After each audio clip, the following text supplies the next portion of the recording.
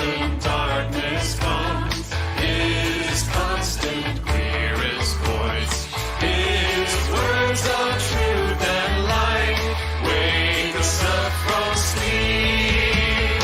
Glory, oh glory, oh glorious Lord. Welcome, oh welcome in now. Giving all you have and just our Lord.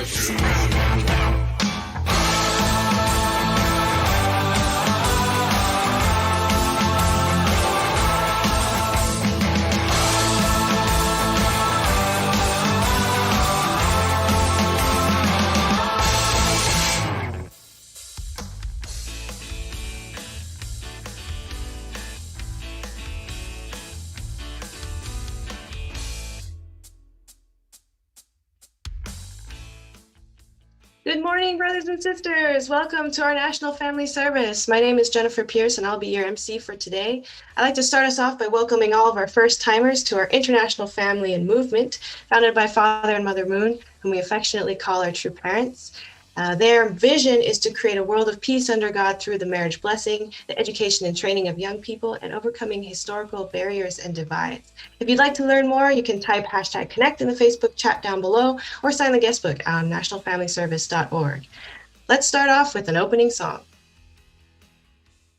For our opening song today, let's go to Minneapolis, Minnesota to join brother and sister duo Manny and Kai Moyunga as they sing the song True to Your Heart.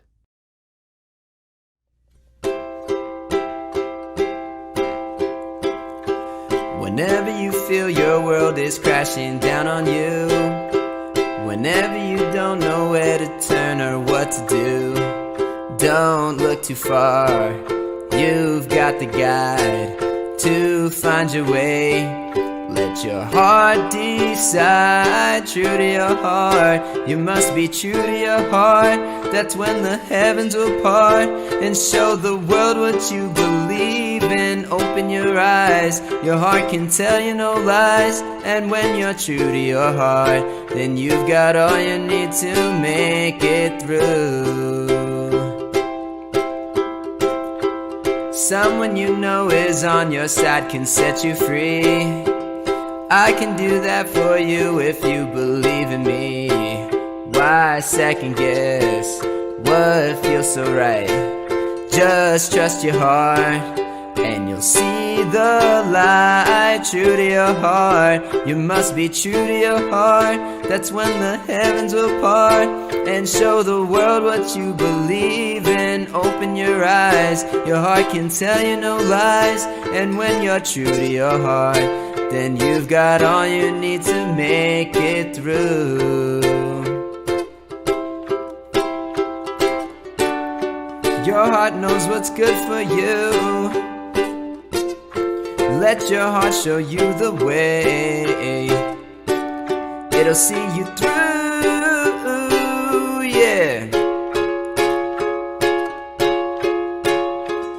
True to your heart, you must be true to your heart. That's when the heavens will part and show the world what you believe in. Open your eyes, your heart can tell you no lies. And when you're true to your heart, then you've got all you need to make it through.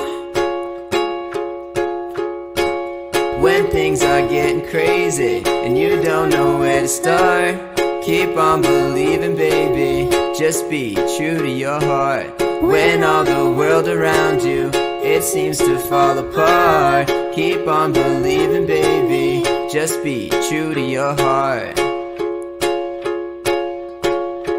True to your heart. Thank you, Manny and Kai, for that opening song. Now let's go to Los Angeles, California to join Takahito Kikuchi, youth pastor for the Los Angeles Family Church, for our opening prayer.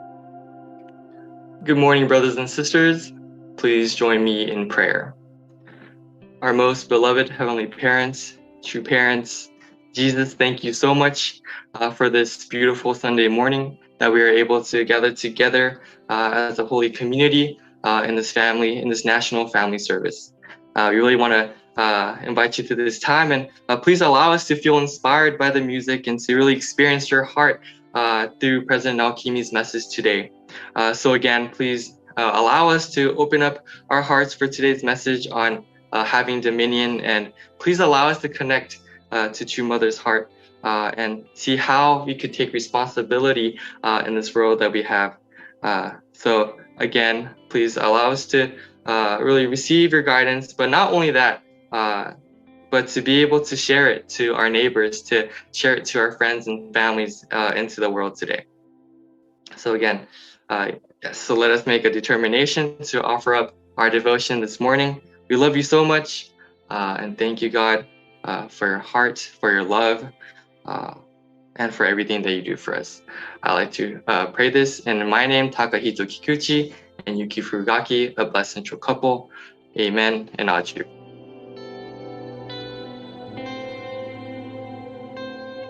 Next, Let's make our way to Bowie, Maryland for a classical piece titled Meditation from Tahis, performed by Makiko Taguchi and Junyun Ju.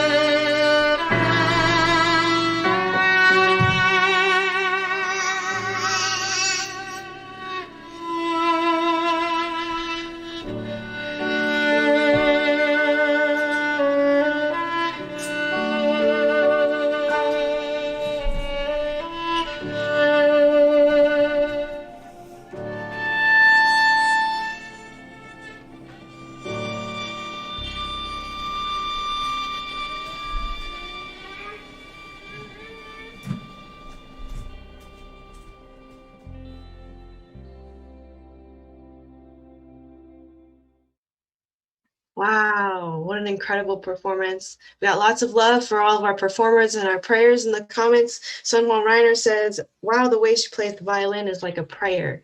So really felt that this morning. Thank you, brothers and sisters. Now it is my amazing pleasure to welcome up our Family Federation President in America, Naokimi Ushiroda, for our main message today. Welcome, President Naokimi.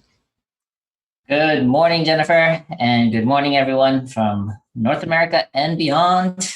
Thanks for joining us for our National Family Service. Just yesterday, our global community celebrated the Family Fed anniversary and the Day of All True Things. So this holiday, and it's called the Day of All True Things, is a special holiday, and it's a holiday where we honor and celebrate all of creation, God's creation, being returned under God's dominion.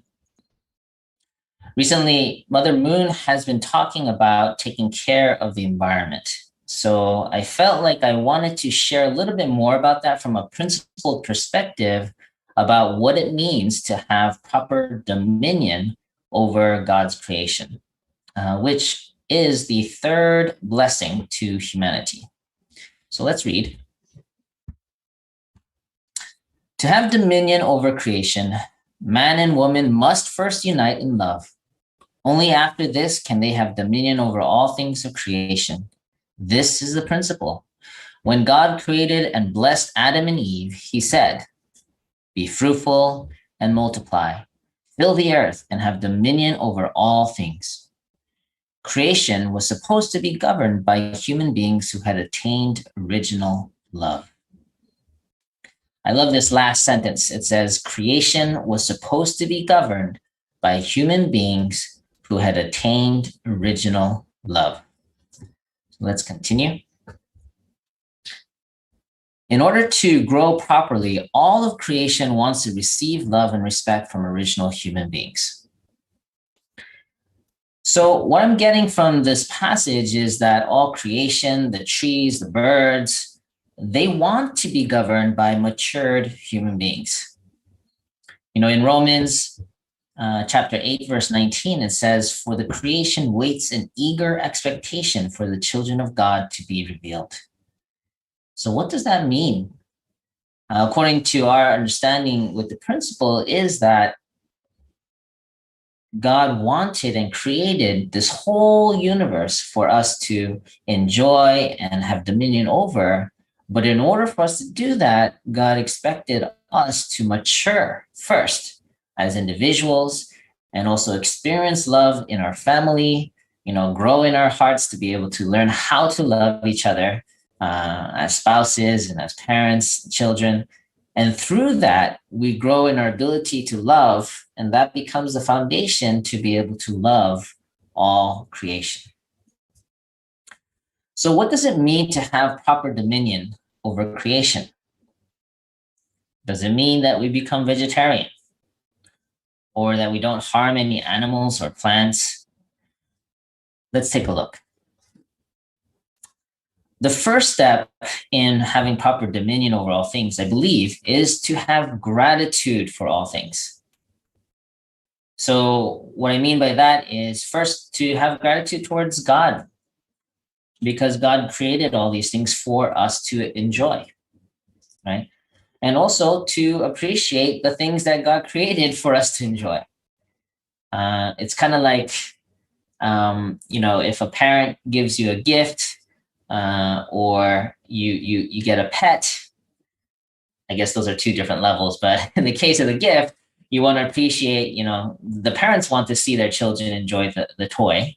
In the case of pets, naturally wants you to learn how to take care of another living being and experience the joy through that interaction.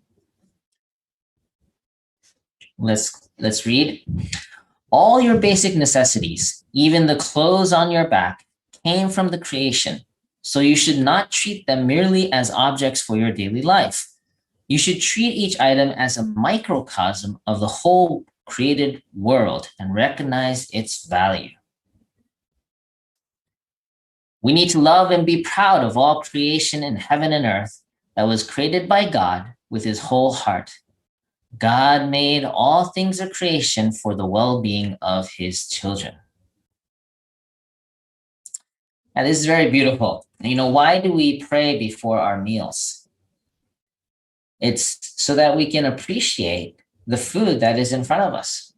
But if you go even deeper, the items on your plate, think about it. Someone had to harvest that the flour that made your pancakes. I had pancakes this morning, or the blueberries, right? Someone had to collect those blueberries and wash them and prepare them. But even before the people did that, if the blueberries didn't exist, there wouldn't be any blueberries to eat. So God created and designed every fruit with the sole purpose of bringing joy and helping us experience that particular fruit. So when we pray over our meals, really it's a reminder of being grateful for the things that God has created for us, and for all those who invested in bringing that food to your plate. Growing up, one of my favorite fruits was the banana. I remember I used to call it the lazy fruit because it was so convenient. You literally grab it, you open it, it's all packaged, you eat the middle, and you just throw out the peels, right? So I just remember how convenient, and it was tasty, filling, cheap. I was a cross-country runner, so bananas were very helpful in terms of getting carbs. But if you think of it one step further, who designed the banana? And why did God design it in such a way? So it's easy to peel, it fits right in your mouth, and it provides nutrients and energy for you to, go on with what you need to do.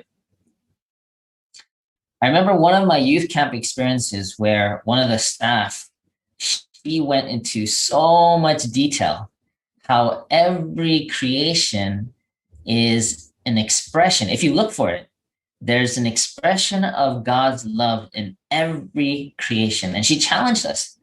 We went out on a nature walk, and she challenged us to look at every item and see, where is God's love for you in that plant, in that fruit, in that tree, in the dirt? Where is God's love for you in each of these items? And if you look for it, it's pretty amazing. You'll start to see how everything is designed with us in mind. And when you start to really relate with nature in such a way, you cannot help but feel God's tremendous love for you and for humanity. So it's really a perspective shift to really see all creation as God's gift, God's expression of love for each and every one of us. I remember there's a biblical Bible verse where it says that, the rain and the sun shines and flows on both the good and the bad. Regardless of who we are or what sins we've committed, God provides all these things, the air that we breathe, the water that we drink, these things that sustain us. It was all given freely to us. Some other examples, I had a chance a year back to go to Hawaii with my wife, and we went to the top of kind of the central road in Kona, the Big Island, and it was famous for being able to watch stars. And it was so beautiful, like literally from all you can see around was just sky, dark blue sky, and stars. And it was better than the planetarium. So, why did God create the stars? I'm sure we'll explore and figure out more things as we go. But at the very basic point is for us to look at and look at it in awe and wonder, and to really enjoy that. Who created the stars? Why was it created in such a way that, we can enjoy it and see it? All of that is an expression of God's love, if you're able to see it in that way. Now, one more example I'll share is like tangerines or oranges. if you think about it, it's nicely packaged, and when you peel it, there's 8 to 9 different pieces. It's made to be able to share. Each of the juices are in those individual packets so that it doesn't spill as soon as you open it, and they're all bite-sized so you can put it in your mouth. And so all of that, if you look for it, you can see God's love in the design of the fruit. So one thing that's really cool about the principal perspective is that God is a God of science. She created all the laws of the universe. So it's not, science is not an antithesis to religion. It's actually complementary. And if we have a proper understanding, we can see how God works through both religion and science. Let's continue to read. Creation is our inheritance, yet this precious heritage has been neglected and treated with contempt. That is why all created beings are lamenting. So that's, I spoke about God, what God intended for us in terms of taking care of creation. But the reality is that we take the creation for granted, or we take advantage of it. We see it as available resources and we just cut it down without thinking about the future or the pollution it might cause, or how it might affect the ecosystem. And so if we don't really think about it carefully, we end up destroying the environment, which in the long run, or even in the more immediate run, it's going to affect us in a negative way. So the number one thing for proper dominion is really having gratitude for all things so that we don't take it for granted or take advantage of it. Okay, second area of really having proper dominion is about being responsible and having responsible use of the resources that we have. Let's read. Because of air and water pollution, those who live in urban cities will eventually travel in search of clean air and water. When such a time comes, there will be tough competition as to who possesses clean water and air within certain territories. That kind of territory will not allow any pollution-related businesses and factories at all. There will be a campaign to eat raw food. Once that time comes, raw fish and vegetables will be the best food. That will be the only choice in order to avoid pollution. I thought this was a very interesting concept shared by Father Moon. Imagine a future where we can produce food and products without polluting the environment. We're pretty smart as human beings. Well, we don't act that way sometimes, but I feel like if we were to channel our resources and our technology towards that, we should be able to definitely do that. Produce food products without polluting, or being able to 100% recycle back whatever pollutants we make to convert it into things that don't damage the environment. So if we have proper dominion, we would be able to do that. And one other concern that, Mother's been really expressing recently is about restoring their environment. So this is really the third area, having gratitude and taking responsibility of the proper use of the limited resources. But the third thing is restoring the environment. And what I mean by that is because we've caused so much damage already, it's not just about doing things properly, but now we have to restore the damage that has already been done. So now that's part of what it means to have proper dominion at this time. Let's read. So far, human populations have greatly damaged the environment. Bringing it back to its original state, restoring it back to the original state of Heavenly Parents' creation will take time, but it is something we must do. For the second and third generations of the future and for our descendants, we must now accomplish this. For this reason, I recently said I would establish an Academy of Sciences that has the best scientific technology and knowledge. Accordingly, we will research, discover, and teach methods that can substantially resolve these problems one by one. So Mother Moon is concerned about the future of humanity, and she's not afraid of science. She's encouraging the scientific community and the leadership to use science for the sake of caring and restoring the environment. Science is not the enemy of religion or faith. It's actually part of God's design. God created science.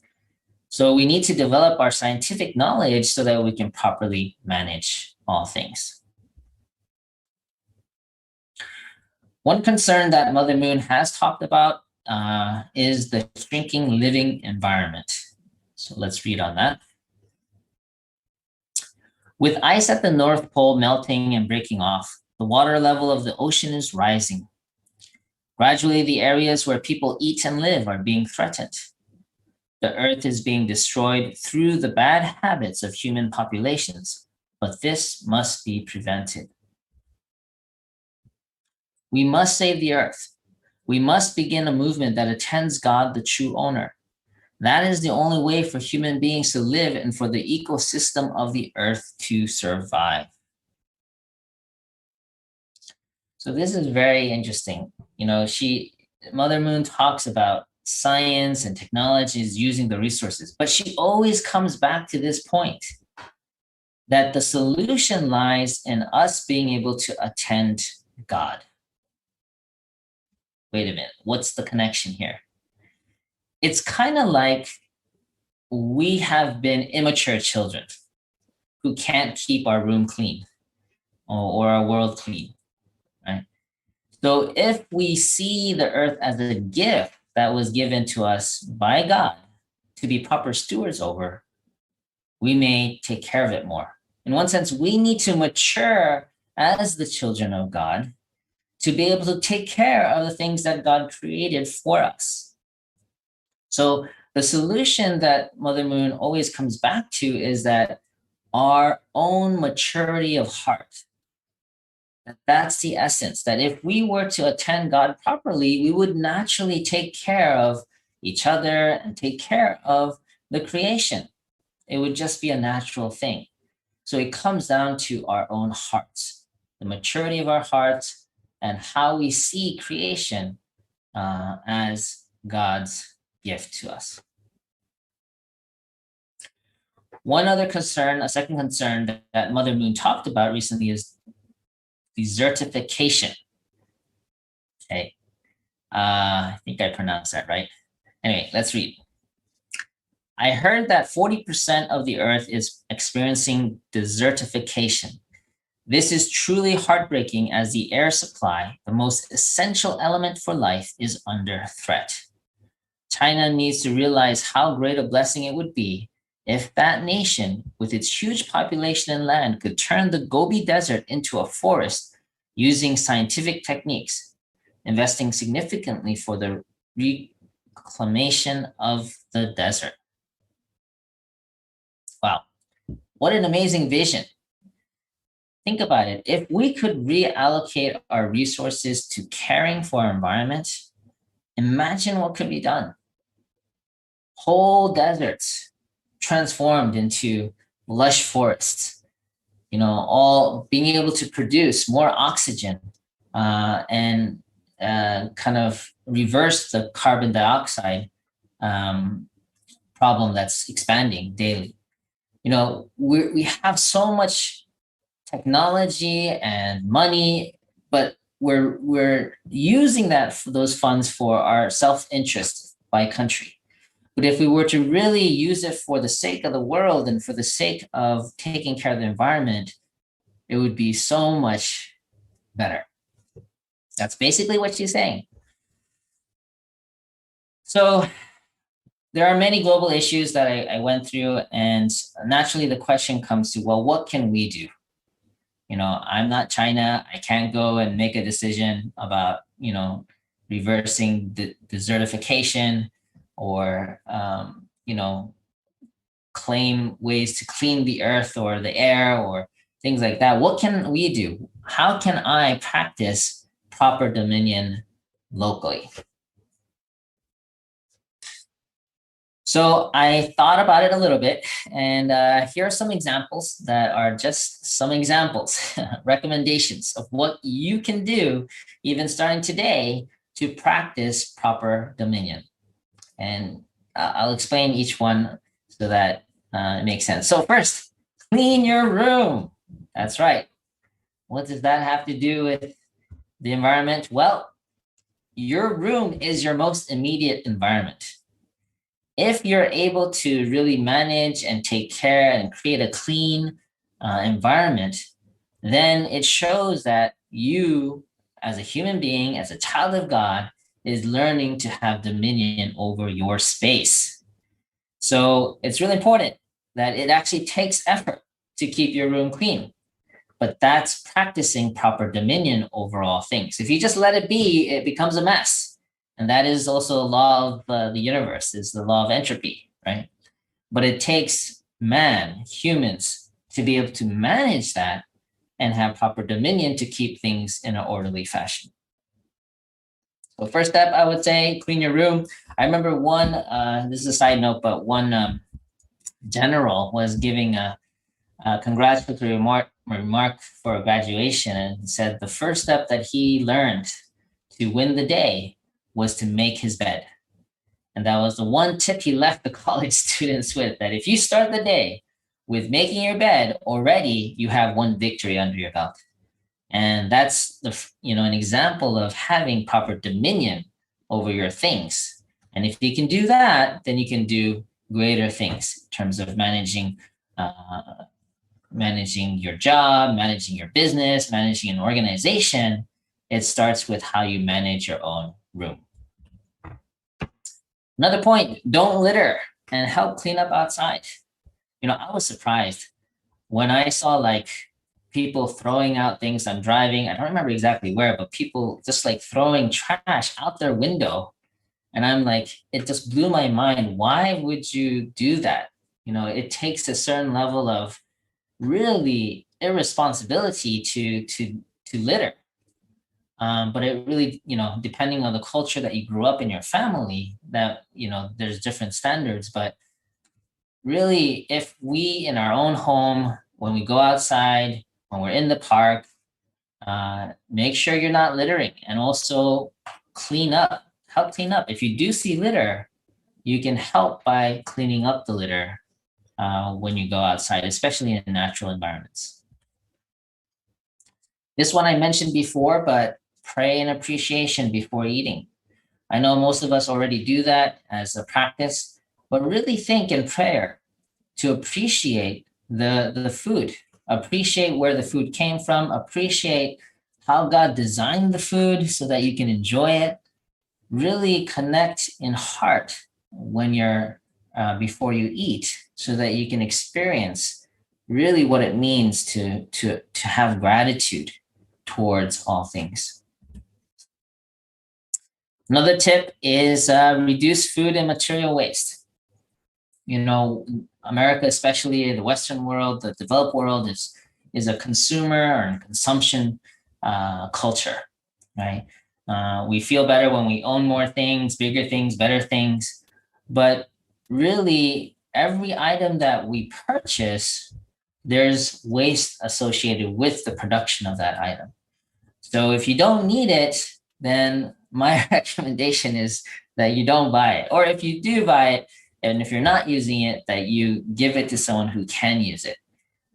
So really reducing material waste by first being more selective when purchasing, really buying things that you really use, that you want to use. And then if you're not using it, then you can gift it. And reducing even food waste. Sometimes we order more than we eat, or we buy groceries more than we need, and we end up throwing it away. So I know these are small things, but I feel like if everyone makes effort and understands that this is part of our growth to have proper dominion over things, then we can see it as an opportunity to mature ourselves. Another tip is learn gardening. I confess I'm not a gardener myself, but my parents are. I think my wife and my daughter does a little bit. But it's a great way to learn about nature, about what it takes to tend, to water, to till the soil, and the joy that comes from seeing the plants and vegetables grow. You know, there's some kind of wonder in all of that. So that would really help you connect to God's creation. And this is a final point I want to make, which I'm not going to go into too much detail, but I had to put it in here, and that is tithing. Okay, what does that have to do with having proper dominion? Well, the whole concept of tithing, you know, even if you look into the Bible, it's about offering a tenth of what you earned back to God, representing all the things that you've earned. And by doing so, by offering 10%, you're holifying the rest of your income. And it's a way of reminding yourself that really everything that we gained in our life, anything that we earned, that all of it started with God and what God has given us in our lives. So it is an expression of appreciation and gratitude, but it's a very substantial form of practicing dominion because you are offering things back to God. Right? And other side benefits of tithing is that if you tithe properly, it means you have to calculate. You have to actually know how much income that you're making. You need to be able to set aside and be able to manage with that 90%, right? So you become much more clear at budgeting and identifying expenses and reducing expenses. So all of this can actually help you to become, have more dominion over all things. So I highly recommend tithing. I highly recommend really learning about money management, budgeting, because this is pastors and spiritual people tend to be notoriously bad at this. But if we are to be true sons and daughters of God, we need to be able to have proper dominion over all things, including our own budgets. So I want to really encourage those who haven't done so to learn about money and budgeting, and make sure you tithe. Make sure you really understand where your expenses go so that you can also practice this reducing waste by managing your expenses as well. And if you do that, fortune, material wealth will be attracted to you. I remember Father and Mother have been saying this too. If you manage your materials well, then more material will come to you. And the opposite is true. If you manage poorly, regardless of how much money you can make, it all disappears. So it's really important as having dominion to be able to manage your budget. We'll talk about this more in a future sermon, but I wanted to put that in there. So down to the secret to solving all environmental issues. What is the secret? Let us look at a final passage. The day will come when all 200 or so nations will live happily with one another as brothers and sisters under their heavenly parent. When all leaders and all people in the world begin to listen to heaven's voice, become aligned like sunflowers facing the sun, and usher in the day when everyone truly becomes one family of peace, all problems will be solved. Think about it. All nations are investing astronomical amounts of money on armaments to protect their own countries. If 1/10 of that money could be used for the people and nations consequently became prosperous, would any of these countries think of waging war? Now is the time to put aside all greed and restore this beautiful earth as original sons and daughters before it's too late. So the secret to solving all environmental issues is really to see the world from God's viewpoint. Instead of spending money on armaments, we should invest in people and in caring for the environment.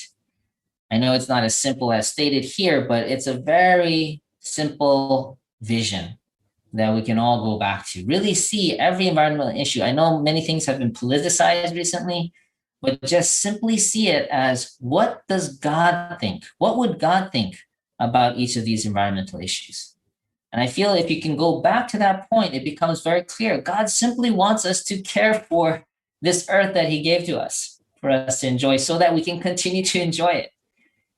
And so outside of all politics, it's very simple. God wants us to be mature sons and daughters who can take care of the environment so we can continue to enjoy. So going back to that first quote where I started, it's interesting that Father said that you need people with original love in order to have proper dominion. And also Mother emphasized that attendance to God is the key for caring for the environment. So both Father and Mother Moon are pointing to our hearts and our attitudes as the key for having proper dominion. We need love for God, for each other, and for this earth in order to properly have dominion. So I felt a lot of hope in this message towards caring for our environment. America, everyone is looking to America as a role model. So we need to keep in mind how to lead in this area by providing proper stewardship. And it all starts, as I stated earlier, in our own hearts, our own homes, and in our neighborhoods. God bless you, everyone. I hope you have an amazing week, and we'll see you again next time. Thank you, President Naokimi, for this great talk about and really breaking down what Mother Moon has been sharing about the environment and what's on her heart. Let's take a moment together to reflect on the reflection question that he left for us. How can I experience God's love through nature?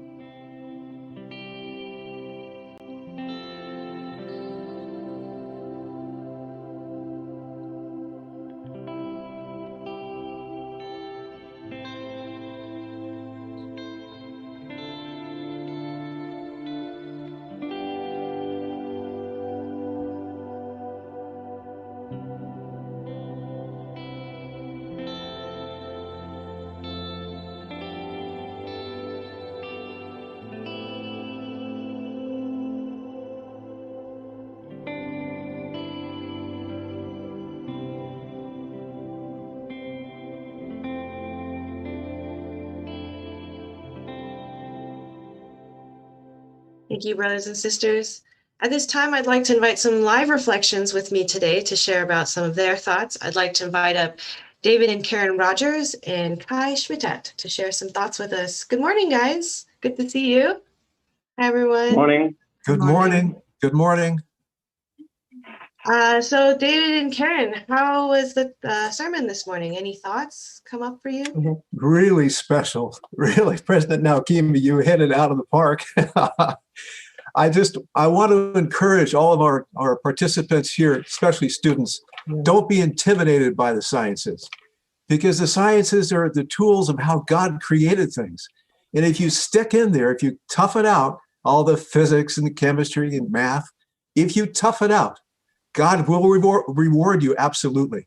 You'll be able to actually co-create with him in projects. I know, because I was a kind of a tough student, but I really loved God, and I was able to get through it. And I became a deck officer on oceanographic ships for 3 years, and then becoming a missionary after that. We studied hurricanes off Africa, went all over the world. It was a gift from God.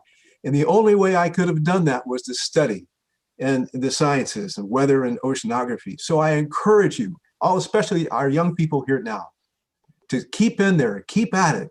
God will bless you because he'll need you, because you'll be closer to him by understanding how she, our Heavenly Parent, created everything. And believe me, you will have a wonderful and rich life. So hang in there, you'll do fine, but just stay with it. Really, thank you, President Naokimi, for your topic this morning. Yeah, God is really the greatest scientist, and one of the great ways we can learn about our Heavenly Parent is through studying. So I'm Absolutely. glad you shared that. Right. Anything from Karen over there? Any thoughts? I'm more on the practical level. I really like President Naokimi's sermons every Sunday. It's something very practical I can use. One experience I've had, I was watching my grandson beg for a dog, right? For a pet, right? So mom said, well, okay, let's start small. So what would you like? So he got a gecko. He's taking care of this gecko, still alive 2 years later in his room, taking it out, taking care of it. And so I thought it was very important to teach children this way. Also, I had a personal experience. I went to a year ago, I went to a place where there was flowers. There was one left, one rose bush, looks kind of sad. It said, take me home and put me in the ground. And so I did. And actually I watered it and talked to it. And it's so beautiful now. It has like 20 beautiful blossoms on it, American rose bush. So anyway, little things we can do to appreciate God's creation really do make a difference for our children and surroundings. And so thank you, Reverend Naokimi, for all the points that we'll have to study how to do. Thank you. Thank you. Yes, pets are so great. I have a cat, and I always feel like, sometimes it's stressful to be woken up at 3:30 a.m. to be for, that food call. But at the same time, it's like a deepening of my own heart. Going over to Kai, what did you think this morning? Yeah, I was really inspired by that quote that Father Moon, our beloved true father, and Mother Moon, true parents, in '96 talked about things that the world is talking about now. To me, they are true visionaries. They understand God's blueprint, and to me, that's really inspiring. Having a world that I know we can take care of. And just yesterday, I took my kids out on a hike near Mount Baker. And looking at the beautiful creation, I can't just enjoy it for myself, right? I have to think about how can I make sure that not just my kids, but my kids' kids can experience this. And I know Mother Moon recently talked about going to Mars, and I'm a fan of Elon Musk, we're trying to go to Mars, but if we don't solve our problems here on Earth, they'll come with us. When I was young, and I was, a little bit of a troublesome kid, and I had trouble with my teachers, and my mom used to tell me, hey, we can switch schools, we can take you somewhere else, but guess what? The same problems will happen. And I feel that, this is the same with, we could go to Mars, but if we're not solving the problems of what is causing all of this, we're going to repeat our mistakes, right? And I believe, our true parents give us not only the external solutions, what are some things we should work on, but also internal solutions, as Naokimi mentioned. If we understand God's heart, if I think about this beautiful creation that I get to experience, this is not just mine. How can I continue that and take care of that? And one way that in our family, where we're trying to teach this is we got our kids little grabbers. They're like sticks for picking up trash. They're pretty cheap at Costco. And we go sometimes on our street and pick up trash. And my kids ask me, Daddy, how come these people are, throwing this on the ground? Like, to them, they don't understand this. And I tell them, hey, not everyone has received this education yet. Not everyone knows that, this neighborhood is not just ours, it belongs to everyone. We need to take care of it. And I'm really inspired to make sure that my kids have that experience and learn how to have dominion over all things. We're going to start with chickens in a couple of weeks. And, we're getting this property. We have a couple cows on it. And that was how I grew up, in nature. And I want my kids to have that experience. We're not the best gardeners. I don't have a green thumb. This plant is probably the only one I've kept alive.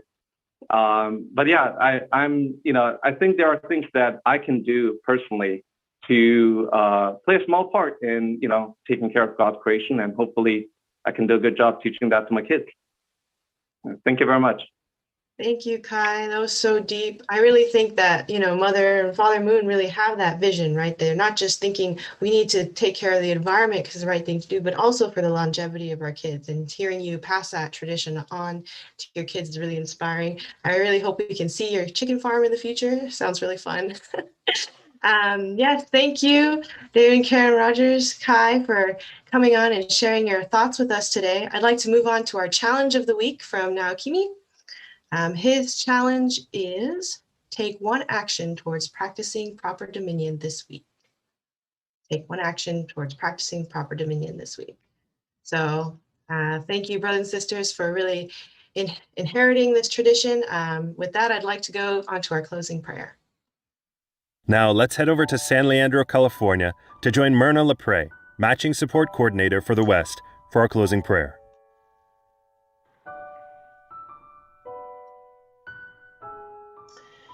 Let's pray.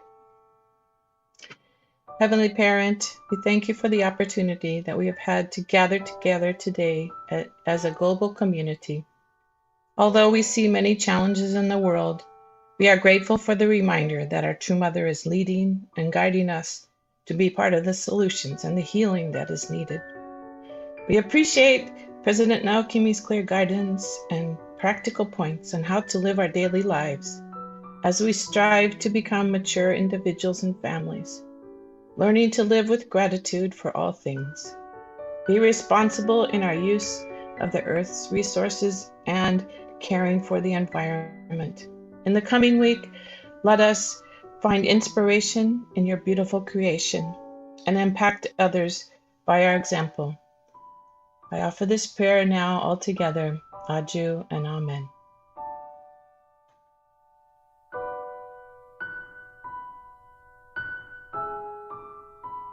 For our closing song, we have a virtual collaboration by the Generation Peace Academy Choir from all around the country, singing the song, Let the River Run. Congratulations to all who graduated from the GPA program yesterday.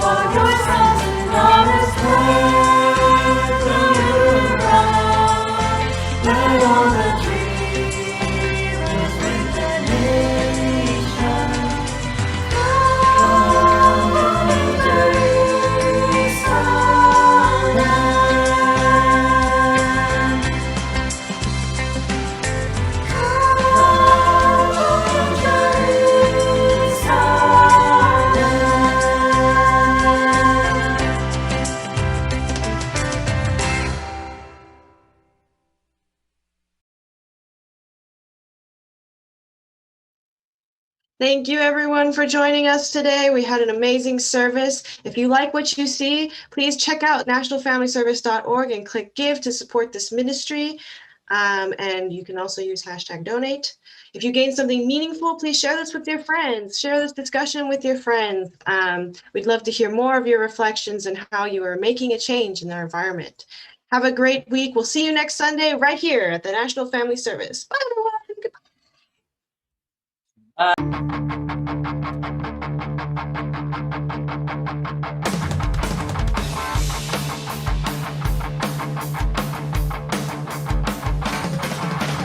cherished hopes are for unity. Even our dreams are for unity. We give our lives for unity. Come along, unity. Unity saving the people. Unity saving all nations. Come here with me, unity. Come along, unity. Our cherished hopes are for unity. Even our dreams are for unity. We live our lives for unity. Come along, unity. Unity saving the people. Unity saving all nations. Come here with me, unity. Come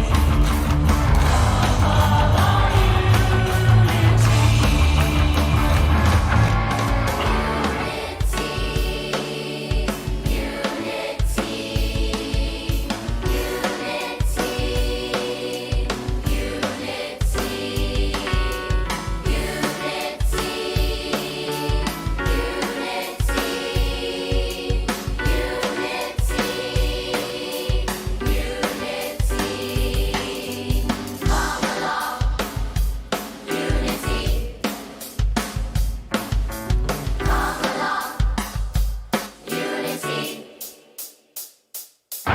our cherished hopes are for unity. Even our dreams are for unity. We give our lives for unity. Come along, unity. Unity saving the people. Unity saving all nations. Come here with me, unity. Come along, unity. Come along, unity. Come along, unity.